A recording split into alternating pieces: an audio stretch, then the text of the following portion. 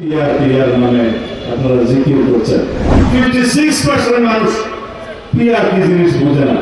এদেশের মানুষ দেখুক এবং ভবিষ্যতে যারা রাষ্ট্র পরিচালনা করবে তারা যেন সেটা মাথায় রাখে যে এই দেশে স্বৈরাচারের কোনো জায়গা নেই, ফ্যাসিবাদের কোনো জায়গা নেই।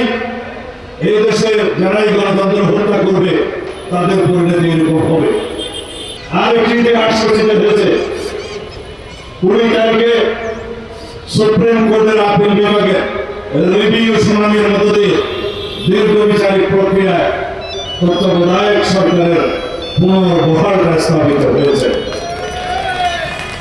ইনজাস্টিস ফাইলকের প্রতারণামূলক সেই রায় তত্ত্বাবধায়ক সরকার ব্যবস্থা বিলুপ্তির যে খণ্ডিত রায় সেটাকে প্রত্যাখ্যান করা হয়েছে এবং সেই জাজমেন্টকে বাতিল করা হয়েছে।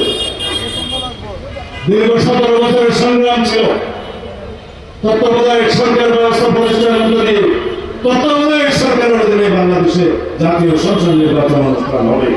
আমাদের সে দীর্ঘ লড়াই সংগ্রামের ধারাবাহিক প্রক্রিয়ার মধ্য দিয়ে 2024 সালে রক্তের সিঁড়ি বানাতে বানাতে সেই জায়গায় গিয়ে ছাত্র গণ অভ্যুত্থান সৃজন হয়েছে। এই ছাত্র গণ অভ্যুত্থান শুধুমাত্র 36 দিনের লড়াইয়ের মধ্য দিয়ে প্রতিষ্ঠা হয় না।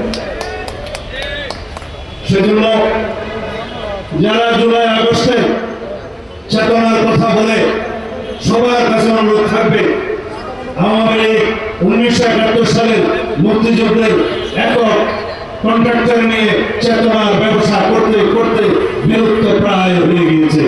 সুতরাং 24-এর ছাত্রগণ অভ্যুত্থানের চেতনাকে যারা রাজনৈতিকভাবে রাজনৈতিক ব্যবসা করার কোন মানসিকতা লালন করে তাদেরকে অনুরোধ করব, এই জুলাই ছাত্র গণ অভ্যুত্থানের এই অনুপ্রেরণা, এই ধারাবাহিকতা, এই ইতিহাস, এই চেতনা সমগ্র বাংলাদেশের মানুষের যারা গণতন্ত্রের জন্য লড়াই করেছে।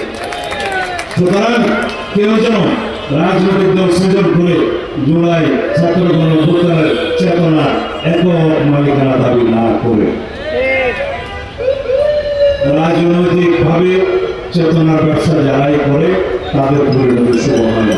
নির্বাচনের তফসিল তো আগামী 27 অথবা 2 সপ্তাহ পরে ঘোষণা হতে পারে শুনেছি। এরপরে আপনাদের দাবি শুনেছি পিআর মানে আপনারা জিকির করছেন।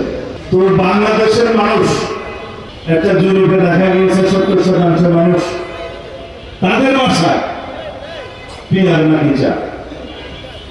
আর একটা নিরপেক্ষ জরিপে দেখা গিয়েছে 56% মানুষ পিআর কি জিনিস বোঝে না।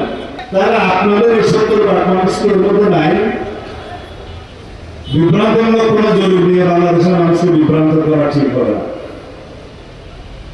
হ্যাঁ, আন্দোলন থেকে রাতারাতি সরে আসা একটু লজ্জাশরমের ব্যাপার আছে,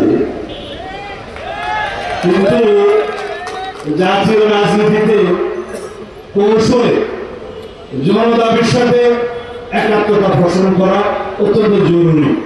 সেটা আমি জামায়াত ইসলামের ভাইদেরকে অনুরোধ জানাবো, জনদাবির সাথে একাত্মতা পোষণ করে নির্বাচনের মাঠে দাঁড়ান।